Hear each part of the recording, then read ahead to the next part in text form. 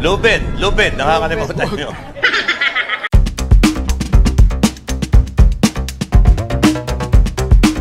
Nag-trending online nitong weekend ang veteran comedian and TV host na si Joey De Leon.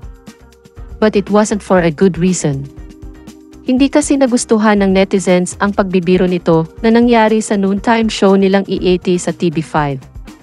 Naging insensitive daw kasi ang komedyante sa pagbibiro nito na may kinalaman sa pagpapatiwakal.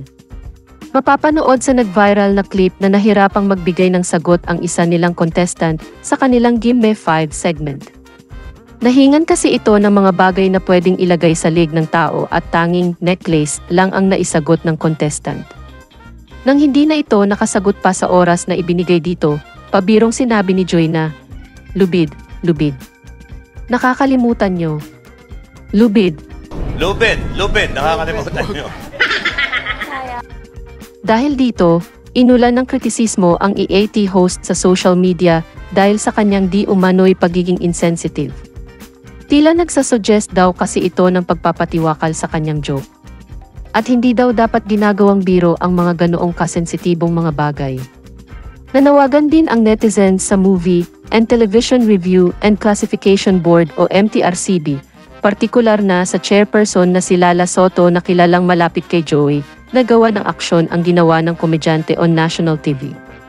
Giit ng mga netizen, hindi angkop ang salitang ginamit ni Joey sa noontime show at dapat niya umano itong ma-realize ng comedian TV host.